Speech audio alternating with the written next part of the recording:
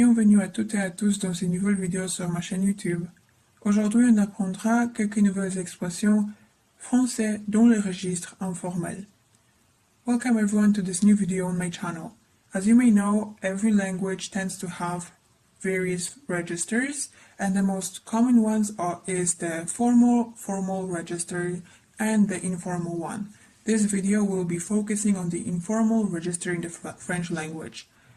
I would like to present to you today certain expressions that are very commonly used in French-speaking countries, especially France. You can hear them on the streets, you can hear them while talking with friends and family, and you can hear them in media, such as movies and series in French. As a heads up, I just want to inform you that I'm planning to make this into a series because the informal register in the French language has many different expressions, and sometimes it's necessary to know those expressions to even understand the whole point of somebody's words. So, without further ado, let's get into it. The first expression I want to present to you today is a very commonly used verb. It's déconner. This verb has many meanings, and three of those are, in my opinion, most commonly used, and two of those three are quite similar to each other, so I hope that this verb will be easily remembered by you.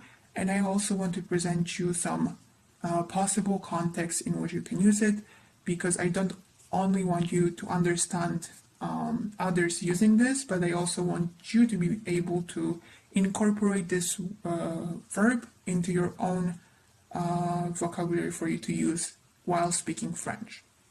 So the first meaning is to tell jokes. I prepared a sentence which explains how it can be used.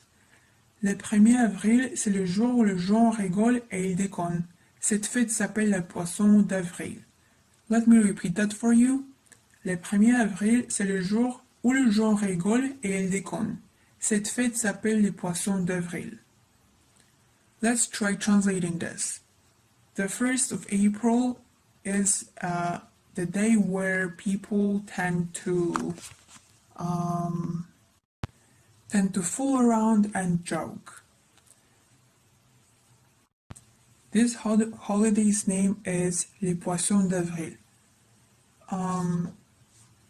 So in this sentence we see two verbs that are in this informal register. The first one is déconner and the other one is rigoler.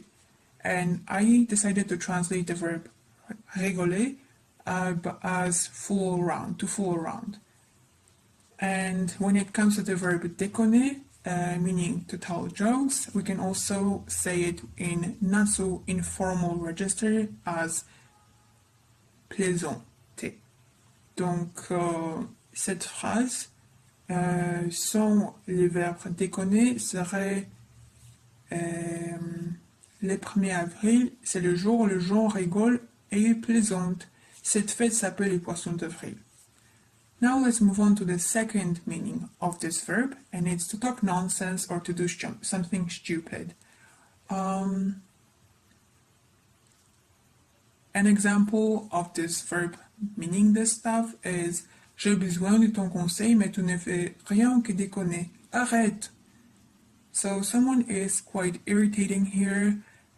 Someone is asking somebody else for advice, but they're just talking nonsense or they're just acting like an idiot. So someone expresses this frustration in this sentence.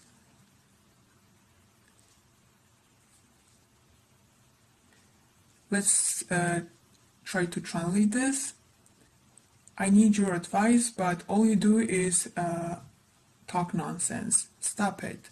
Or I need your advice, but you're just saying stupid stuff. Cut it out. Now we can move on to the third meaning of the verb déconner, and it's to not function, to be broken. And we're using this verb to talk about devices that are broken. So I put some pictures that further illustrate this meaning. And there's also the example, elle m'a offert un micro-ondes pour ma crémaillère, mais il déconne. Serait-il tombé en panne? So here we have a situation where someone was given a microwave, and here we see pour ma crémaillère. La crémaillère is not an informal verb, is not an informal noun. It means housewarming party, so it's kind of neutral, I would say. And then we have the question, serait-il tombé en panne? Is it broken?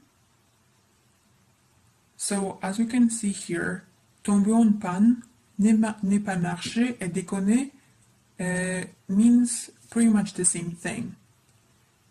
The new expression that I also prepared for you can be used in many different contexts. It can be used pretty much anywhere, and it's comme un dingue. Faire quelque chose comme un dingue, or se comporter comme un dingue, to act like crazy, to do something like a crazy person, like a madman, or however else you would say it in English. So for this expression, I have two examples. The first one is je l'aime comme un dingue. As you can see here, the L with an apostrophe means it's le complément direct. So it means I love him, I love her. Je l'aime comme un dingue. I love him like crazy, I love her like crazy. And another way to say it without sounding equally informal, we can say comme un fou, comme une folle. So as we can see here, this equivalent changes depending on the gender of the person that's saying it. So, je l'aime comme un dingue, je l'aime comme un fou, je l'aime comme une folle.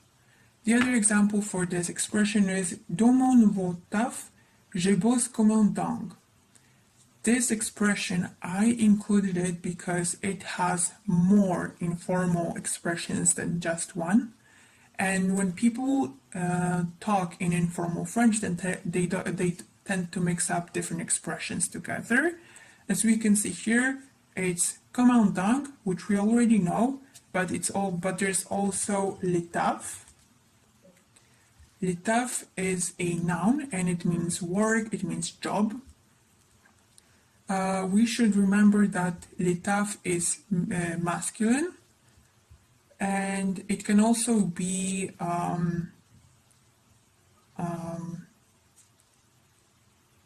there's also another expression that's informal, and it's un job.